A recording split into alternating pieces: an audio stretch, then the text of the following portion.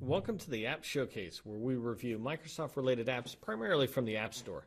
In support of our customers' need to do market research on apps such as these, SV MacPack started recording our review of these apps. We're a certified Veteran-Owned and HUBZone consulting firm supporting the U.S. federal government, but we hope these reviews help you as well. In this video, we'll be reviewing the Master Calendar app from the Microsoft App Store. As always, I'll move fast, pointing out what I like and what would make me hesitate to recommend this app to my customers. My goal is to be as candid as I would be if just talking to my own team about this app. Hopefully the review helps you and perhaps even provides good feedback to the publisher of this app. Let's go ahead and get started. I'm going to go to the Microsoft App Store here. And inside here, I'll zoom to the page so you can see it. I just look really quickly. It's got 1-star ratings. I'm coming down the left-hand side. That's not a good sign. But it's free, so how much can you ask for from free? The versions, it looks like they're moving pretty fast on getting some updates, but they haven't worked on it in 3 years. So that's a long time in development time, app time. Let's go ahead and look at the reviews. I mean, not the reviews, the features they have. And a lot of these features seem like they're just basic out-of-the-box features, so I can't really tell what's going on. You know, like it says monthly, weekly, daily views. Well, that's out of the box. You know, the ability to use the user local time. It is interesting. It says 50 languages of choice. And the reason I say that's important is because right here, the last 2 reviews complained about it saying it was only in Spanish. And frankly, when I was looking at this myself, I thought that it was only in Spanish, but I didn't see that last bullet. Here's some of the pictures, right? And as I zoom in to let you see it, it looks like instead of showing you events, it's showing you the priorities, whether it's a high priority task, etc. And it looks like if you click on something, you can go in and see it. So hopefully they'll provide sample data to us. This next one, it looks like it's just showing the week view, so that's out of the box functionality. Here's the day view, same thing. It's showing there's some overlap on the different priority activity.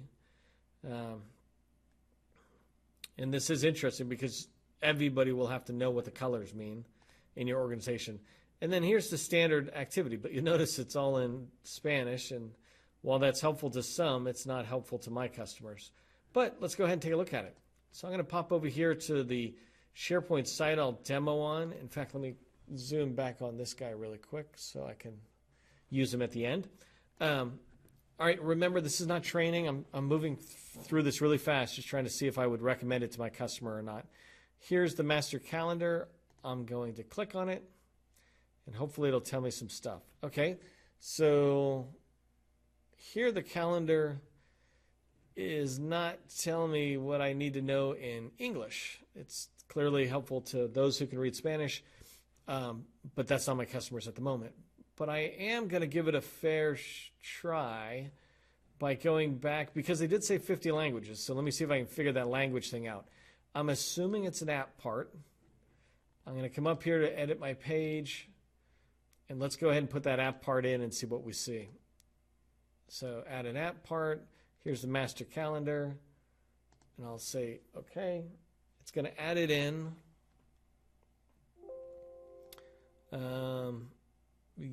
I'm assuming that means there's nothing from a list, so let's go ahead and define the list. I'll say okay. I'm hoping it's straightforward. Like I get into here and it says, hey, here's your language. We'll find out in a second. So coming on in here, general settings, the admin group, allow edits. So it's saying who can allow it. Oh, this is interesting. See, the language is English. Language is English. Why is it showing up in Spanish?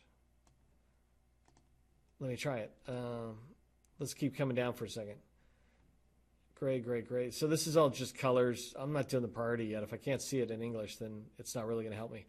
And then here's the start time. So this is interesting how the start and ends are reversed. That didn't really make any sense to me.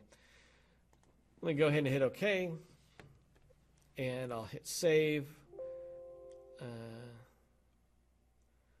I got it. It keeps telling me that there's no, I'm assuming that means there's no dates in there. So again, let's see what we got.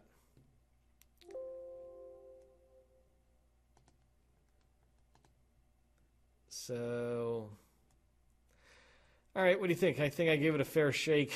Not only is this just not a good app, it's not a good app. I mean, just on every measurement you can see, you know, when I have to zoom in to get the lines to fill the border on the bottom and the side, that's not a good sign. It's also not a good sign that it's not defaulting to the language that is the environment that the app is in, rather than being in Spanish or English. It should adapt to the language that's the language packs that's there. And then the other one is I can't figure out things like I can't figure out how to add an item. So there's nothing intuitive about this.